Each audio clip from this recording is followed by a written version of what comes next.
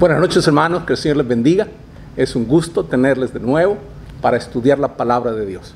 Les invito a abrir sus Biblias en la carta a los Efesios, capítulo 3, y daré lectura de los versos del 1 al 13. Efesios 3, del 1 al 13. Dice así la palabra de Dios. Por esta causa yo, Pablo, prisionero de Cristo Jesús, por vosotros los gentiles, si es que habéis oído de la administración de la gracia de Dios que me fue dada para con vosotros, que por revelación me fue declarado el misterio, como antes lo he escrito brevemente, leyendo lo cual podéis entender cuál sea mi conocimiento en el misterio de Cristo, misterio que en otras generaciones no se dio a conocer a los hijos de los hombres, como ahora he revelado a sus santos apóstoles y profetas por el Espíritu, que los gentiles son coherederos y miembros del mismo cuerpo y copartícipes de la promesa en Cristo Jesús por medio del Evangelio, del cual yo fui hecho ministro por el don de la gracia de Dios que me ha sido dada según la operación de su poder. A mí, que soy menos que el más pequeño de todos los santos, me fue dada esta gracia de anunciar entre los gentiles el Evangelio de las inescrutables riquezas de Cristo y de aclarar a todos cuál sea la dispensación del misterio escondido desde los siglos en Dios que creó todas las cosas, para que la multiforme sabiduría de Dios sea ahora dada a conocer por medio de la iglesia a los principados y potestades en los lugares celestiales, conforme al propósito eterno que hizo en Cristo Jesús nuestro Señor, en quien tenemos seguridad y acceso con confianza por medio de la fe en Él, y por la cual pido que no desmayéis a causa de mis tribulaciones por vosotros, las cuales son vuestra gloria. Amén. Para comprender el fluir del pensamiento de Pablo en este pasaje, hay que advertir que los versículos del 2 al 13 forman un largo paréntesis. Este es un paréntesis el que el apóstol Pablo está haciendo, y que va desde el versículo 2 al versículo 13. Cuando él dice, por esta causa, en el versículo 14, vuelve a retomar y a reanudar el tema que inició en el versículo 1, por esta causa. Se ha dicho que Pablo tenía la costumbre de desviarse en una sola palabra y se desviaba. Una sola palabra o idea podía hacer que el pensamiento se le fuera por la tangente. Cuando habla de sí mismo como preso de Jesucristo, eso le hace pensar en el amor universal de Dios y en la parte que a él le corresponde de hacer llegar ese amor a los gentiles. En los versículos del 2 al 13, el pensamiento sigue esa bifurcación, y en el versículo 14 vuelve a lo que quería decir en el versículo 1. Cuando Pablo estaba escribiendo esta carta, se encontraba en la cárcel, en Roma, esperando a que le juzgara Nerón, cuando sus acusadores judíos llegaran para acusarlo, envenenando a todo aquel que pudieran con sus acusaciones maliciosas. En la cárcel, Pablo tenía algunos privilegios, porque se le permitía residir en una casa que él mismo había alquilado y en la que podía recibir a sus amigos. Pero seguía estando preso noche y día, encadenado a la muñeca de un soldado romano que estaba de guardia y cuya misión era asegurarse de que Pablo no se escapara. En estas circunstancias, Pablo se llama a sí mismo prisionero de Jesucristo.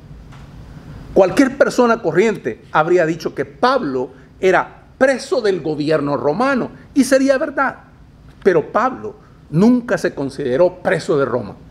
Siempre se veía a sí mismo como prisionero de Jesucristo. El punto de vista de cada uno es lo que produce las mayores diferencias del mundo. Se cuenta que cuando el arquitecto que construyó la Catedral de San Pablo en Londres, en una ocasión estaba pasando revista a la obra. Llegó donde estaba un obrero trabajando y le preguntó, ¿qué es lo que estás haciendo tú? El hombre contestó, estoy cortando esta piedra para que tenga un cierto tamaño y una determinada forma. Llegó a donde estaba otro y le hizo la misma pregunta. El hombre le contestó: estoy ganándome el sueldo en este trabajo. Cuando le hizo la misma pregunta al tercero, el obrero estuvo callado un instante, se irguió y contestó: estoy ayudando al arquitecto a construir la catedral de San Pablo. Si uno está en la cárcel por alguna causa noble, puede que se lamente de los malos tratos o puede que se considere honrado por ser el abanderado de una gran causa. El primero considera la cárcel como un castigo, el segundo como un privilegio. Cuando estamos pasando adversidades, impopularidad y perjuicios materiales por causa de los principios cristianos, puede que nos consideremos o víctimas de la sociedad o campeones de Cristo. Pablo es nuestro ejemplo. Él no se consideraba prisionero de Nerón, sino de Cristo. En esta sección, Pablo vuelve a la idea que se encuentra en el mismo corazón de esta carta. Había venido a su vida la revelación del gran secreto de Dios. Y ese secreto era que el amor y la misericordia y la gracia de Dios no tenían por objeto exclusivamente a los judíos, sino que era para toda la humanidad. El amor, la misericordia y la gracia era para toda la humanidad. Ese era el gran misterio, ese era el gran secreto que había sido revelado a Pablo cuando se encontró con Cristo camino a Damasco. Fue cuando le vino como un relámpago, una revelación repentina. Eran los gentiles a los que Dios le enviaba. Hechos 26, 18 dice: para que abra sus ojos, para que se conviertan de las tinieblas a la luz y de la potestad de Satanás a Dios, para que reciban por la fe que es en mí perdón de pecados y herencia entre los santificados. Esa es la misión encomendada por Dios al apóstol Pablo. Esa era su misión. Esto fue pues un descubrimiento totalmente nuevo, totalmente nuevo. El pecado original de todo el mundo antiguo era el desprecio. Los judíos despreciaban a los gentiles como si no tuvieran ningún valor ante Dios. En el peor de los casos, existían los gentiles en la mente judía de aquel tiempo solamente para ser aniquilados, y aún usaban textos de la Biblia, textos de los profetas, para justificar su manera de entender y justificar el desprecio que sentían hacia los gentiles. Isaías capítulo 60, verso 12, era uno de ellos. Dice así: porque la nación o el reino que no quiera servirte perecerá, del todo será asolado. Ocupaban textos como ese. En el mejor de los casos, pensaban ellos, los gentiles existían para ser esclavos de Israel. Ocupaban textos como Isaías 45, verso 14. Dice así: el trabajo de Egipto, las mercaderías de Etiopía y los sabeos, hombres de elevada estatura, se pasarán a ti y serán tuyos. Irán en pos de ti, pasarán encadenados, te harán reverencia y te suplicarán. Textos como este usaban los judíos de aquella época para justificar el desprecio que sentían hacia los gentiles, porque les despreciaban, les consideraban inferiores, les consideraban como que eran nada más, decían ellos, una expresión que tenían en la época, eran leña para el infierno. Para mentalidades que pudieran pensar de esa manera, para los judíos de aquella época, era increíble el que la gracia y la gloria de Dios fuera también para los gentiles. Aquello era revolucionario, increíble para todos ellos. Aquello golpeaba el entendimiento mismo que tenían de quién era Dios. tiraba abajo lo que ellos creían era una relación exclusiva de Dios con Israel. En Pablo se dan cuenta que el gran misterio revelado es de que no era así. Dios tenía esa misericordia, esa gracia también para los gentiles. En la antigüedad, ya he dicho, no solo los judíos despreciaban a los demás, sino que también los griegos despreciaban a los bárbaros. Y recuerden que para los griegos, bárbaro era aquella persona que no hablaba griego. Era un bárbaro.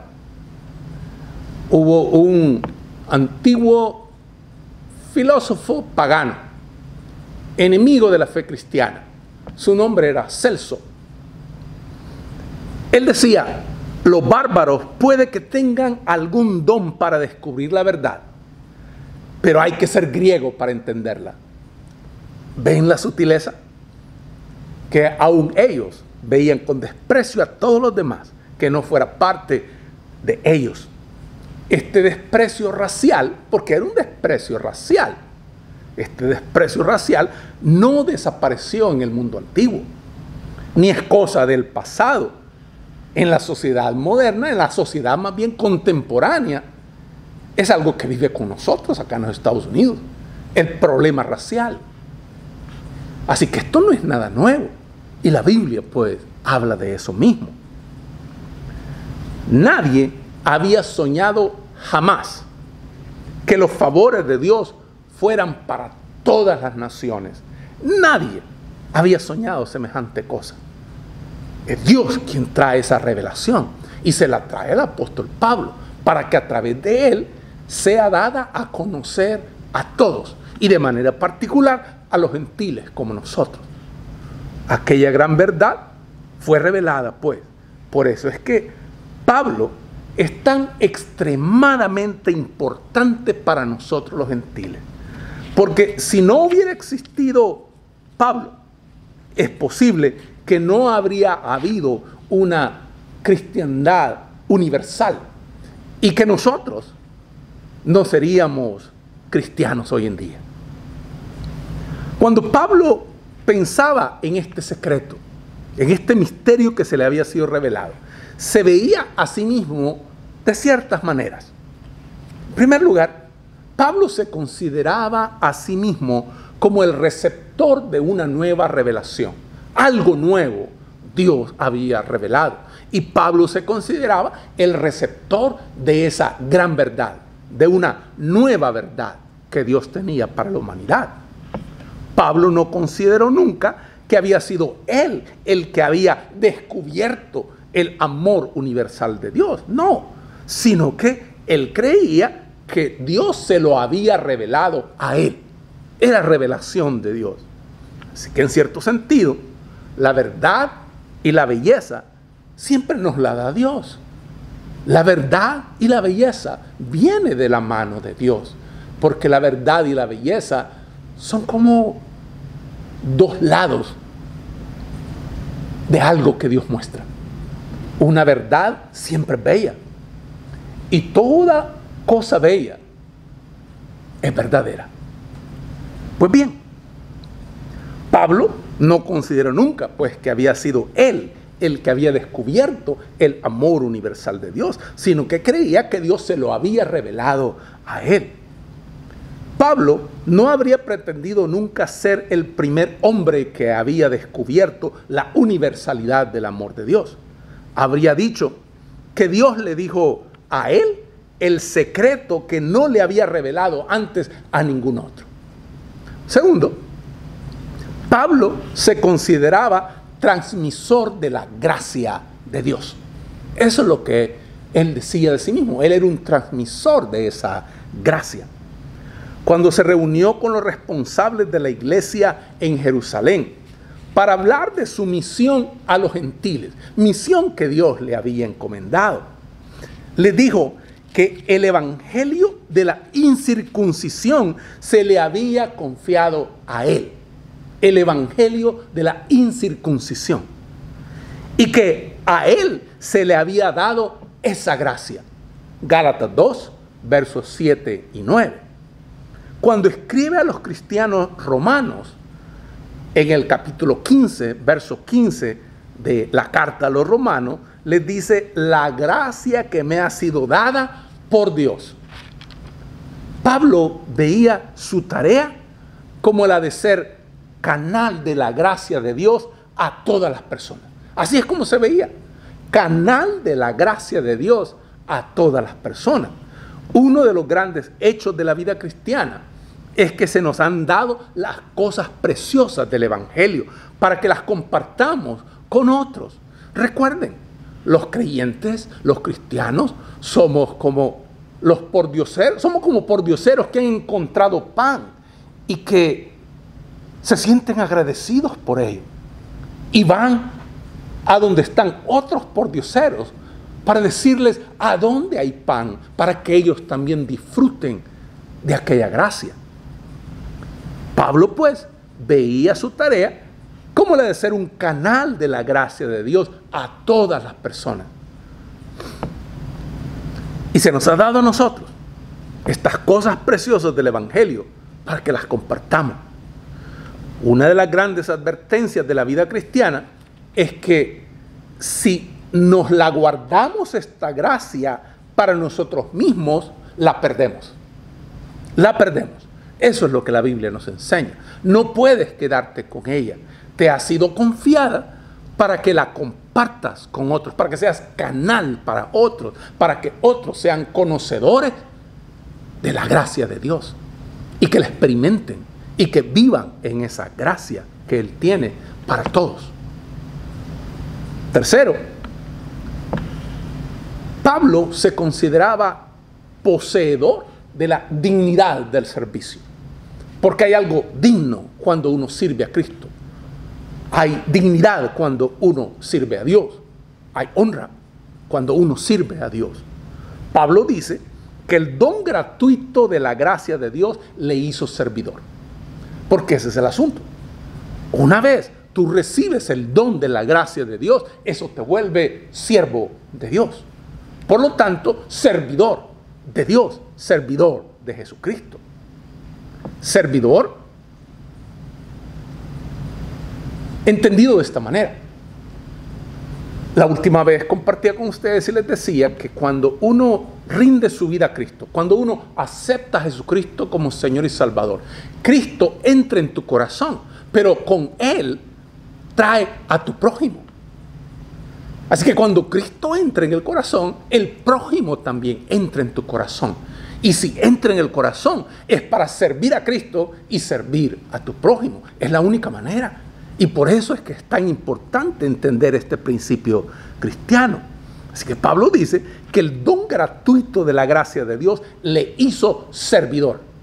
No creía que su servicio era un deber oneroso o cargoso que se le había impuesto, sino que Pablo veía aquello como un privilegio radiante, como un privilegio.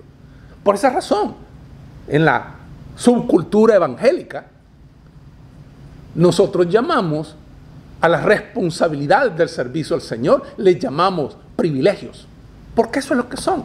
Es un privilegio servir a nuestro Señor, porque hemos recibido su gracia, y esa gracia nos convierte en canal para que bendigamos a otros con esa misma gracia.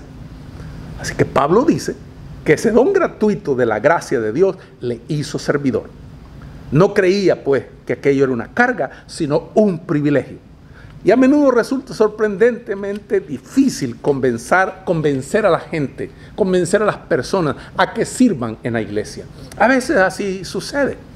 A veces resulta difícil convencer a alguien para que sirva al Señor en la iglesia, o para enseñar para Dios, o cantar para Dios, o llevar la administración para Dios, o cocinar para Dios, o hablar para Dios, o visitar a los enfermos y a los solitarios para Dios.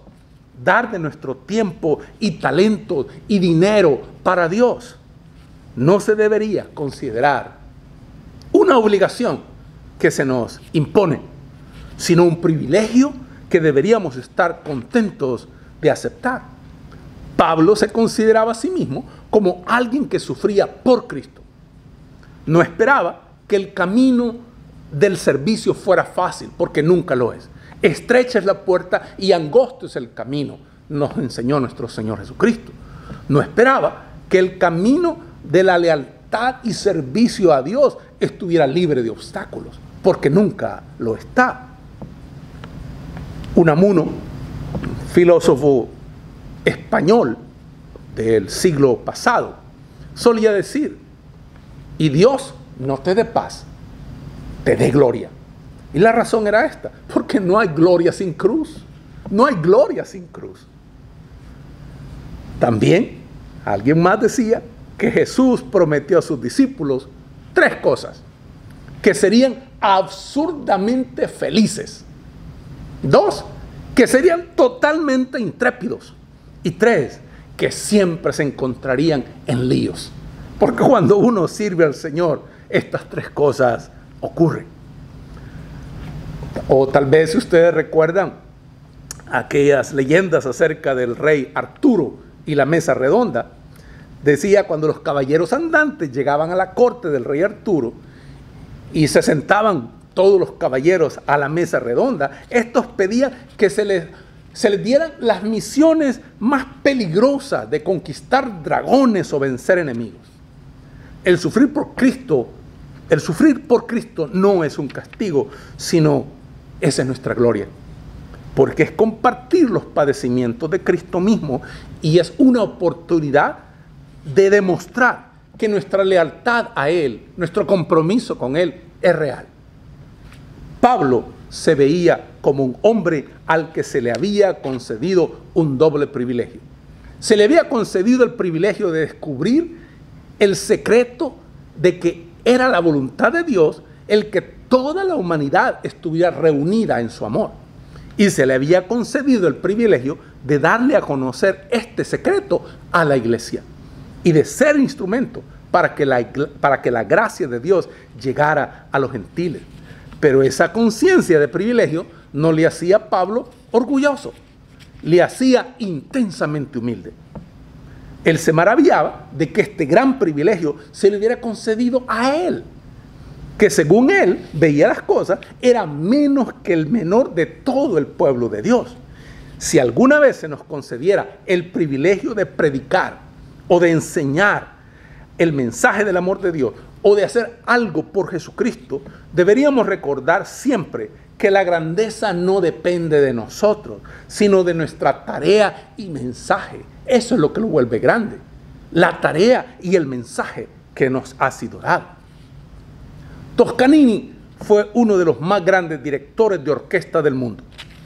En una ocasión, cuando estaba hablando con los miembros de la orquesta, que estaban preparando para tocar con él una de las sinfonías de Beethoven, dijo: caballeros, yo no soy nada, ustedes no son nada, Beethoven lo es todo. Sabía muy bien que su misión no era atraer la atención de la audiencia a sí mismo o a su orquesta, sino borrarse él y borrar la orquesta para que Beethoven se mostrara en toda su grandeza. Eso es lo que debemos hacer, exactamente, desaparecer en nuestro testimonio de dar la gracia a los demás para que Dios pueda mostrar su grandeza. Para concluir,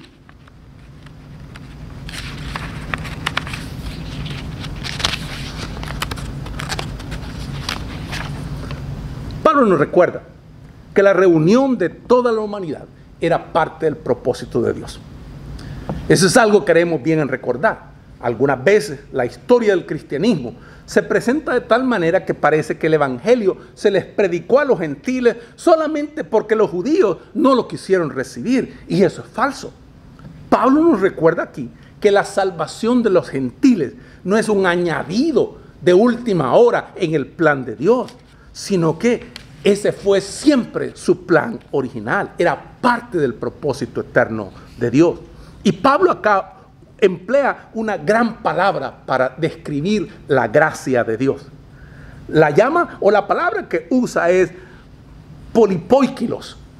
polipoikilos, que quiere decir de muchos colores. La idea que subyace en esta palabra es que la gracia de Dios es idónea y suficiente para cualquier situación de la vida, para cualquiera. Quizás por eso es que nuestro Señor, cuando Pablo clama para que le sea quitado aquel aguijón que tenía en la carne, Dios le responde diciendo: bástate mi gracia. Porque en la gracia de Dios, en el polipoikilos de Dios, esto es de muchos colores, ahí es donde subyace. Porque la gracia de Dios, no hay nada de luz o de oscuridad, ni de brillo o de sombra, para que la gracia de Dios no sea triunfalmente suficiente. Bástate mi gracia. En Jesús tenemos libre acceso a Dios.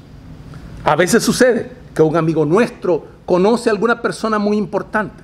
Nosotros mismos nunca habríamos tenido posibilidad de entrar en contacto con tal persona, pero podemos establecerlo por medio de nuestro amigo.